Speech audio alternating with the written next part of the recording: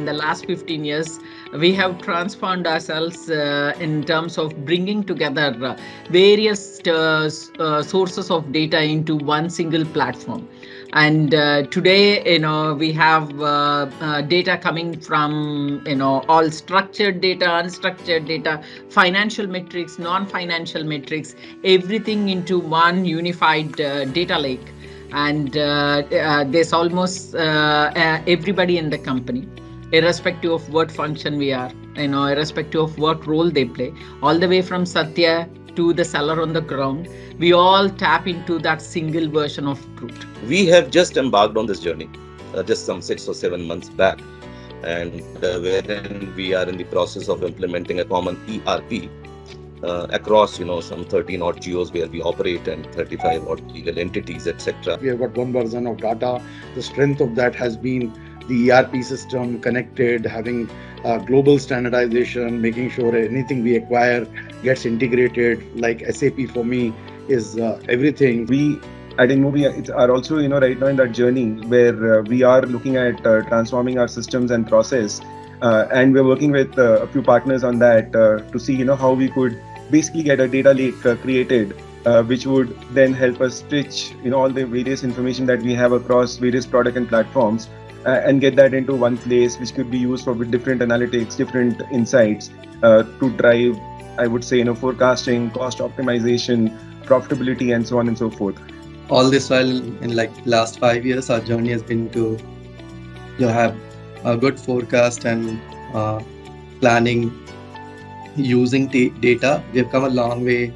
Our forecasting has been almost accurate since last 2-3 years, and then using the same journey we had on the financial side, we are now trying to use data on two core elements of our business.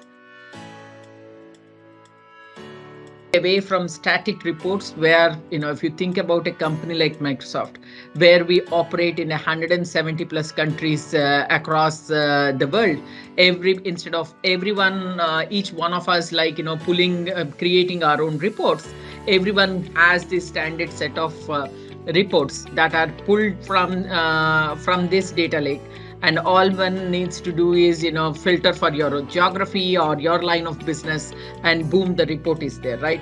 Moving from that static report into a dynamic report where the data is a lot more real time today, because all of that is sitting in the cloud, providing that insights in terms of not only understanding what the numbers are, but what really happened, what drove that, and how, and also helping us predict the future.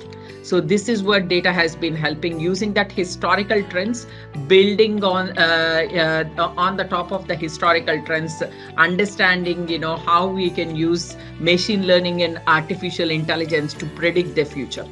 We are processing about 35,000 crores worth of payments in a month. That's the monthly volume, spread over 120 million transactions in a month, and about 300 to 400,000 merchants that use our gateway.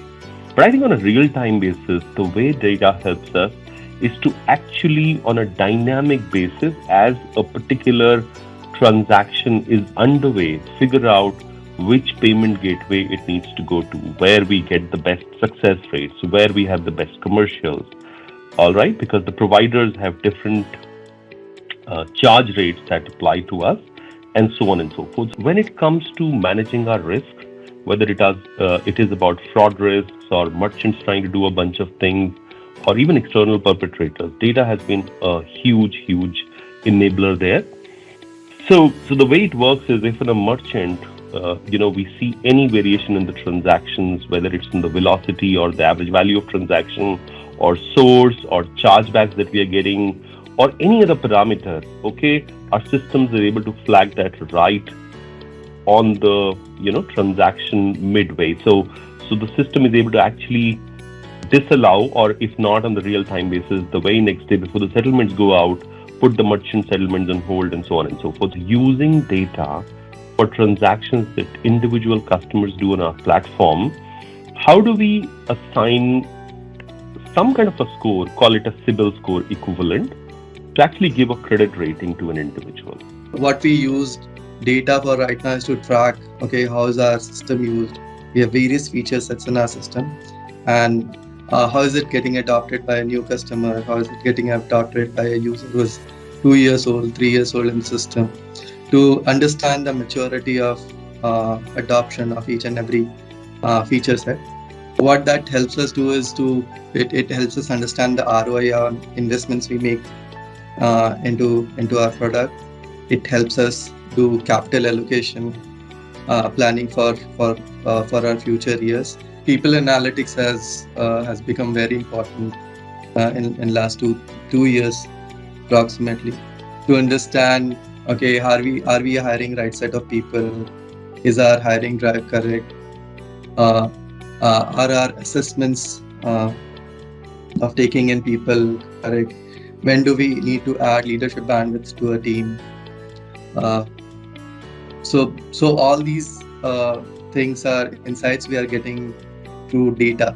Okay, data around people, data around hiring. We also use data to forecast our attrition. The system actually helps us to say, hey, you have some of these deals at risk.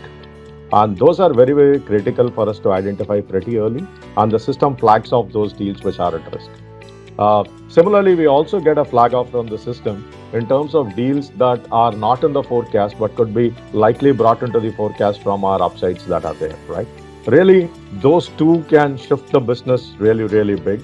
How do you really get all of the knowledge that are disparate at different points, and how do you bring them together, right?